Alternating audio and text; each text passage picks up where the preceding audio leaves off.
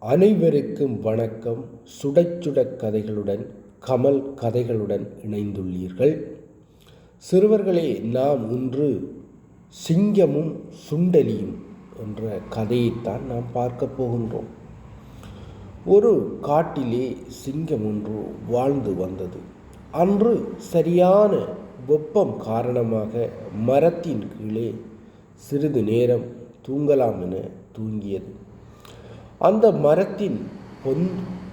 மரத்திலே ஒரு பொந்திற்குள் சுண்டலியும் வாழ்ந்து வந்தது. சுண்டலி பொந்திலிருந்து வெளியே வந்த பொழுது தவறுதலாக சிங்கத்தின் உடம்பிலே விழுந்து விட்டது. திடீரென ஆத்திரமடைந்த சிங்கம், "யார் எனது உடம்பிலே விழுந்தது?" என்று கத்திக்கொண்டு சுண்டலியை பிடித்து விட்டது. "சிங்கராஜாவே, சிங்கராஜாவே, என்னை மன்னித்து விடுங்கள். தவறுதலாக நான் தான் விழுந்து விட்டேன். என்னை மன்னித்து விடுங்கள்." "மன்னிப்பா? நித்திரையை குழப்பி விட்டாய் அல்லவா?" எலி கெஞ்சி கெஞ்சி இருந்தது. "சிங்கராஜாவே, நான் உங்களுக்கு உதவி ஏதாவது வந்தால் செய்வேன். என்னை மன்னித்து விட்டுவிடுங்கள் சிங்கராஜாவே." "நீயோ ஒரு சிறிய எலி, உன்னால் எனக்கு உதவி செய்ய முடியுமா?" "சரி, பார்க்கலாம். தப்பி பிழைத்து விட்டு போய்விடு" என்று கூறியது சிங்கம். ஆகவே எலி தப்பி பிழைத்து ஓடியது. இதேபோல் சில காலங்கள் கழித்தன. அந்த சமயத்தில் அந்த காட்டு பகுதியிலே ஒரு வேடன் வேட்டையாடுவதற்காக வலை ஒன்றை கட்டியிருந்தான். தவறுதலாக வந்து சிங்கராஜா வலையிலே மாட்டிக்கொண்டார்.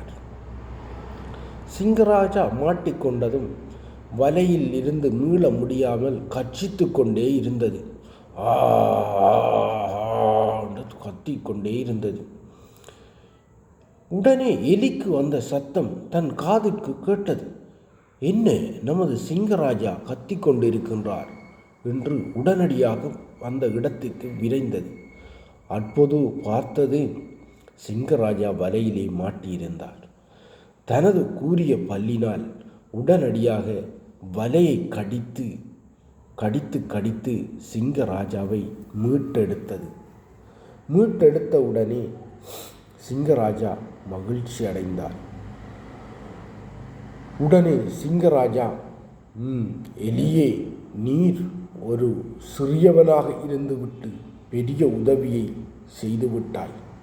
உனக்கு எனது நன்றிகள்" என்று கூறியது சிங்கராஜா. ஆகவே சிறுவர்களே, நாம் சிறிய உருவம் உடையவர்களாக இருந்தாலும் அவர்களுடைய செயல்கள் பெரிதாக அமையும். ஆகவே சிறுவர்களே, சிறிய உருவம் உடையவர்களை நாம் மட்டம் தட்டக்கூடாது. நன்றி. தொடர்ந்து இணைந்திருங்கள் கமல் கதைகளுடன்.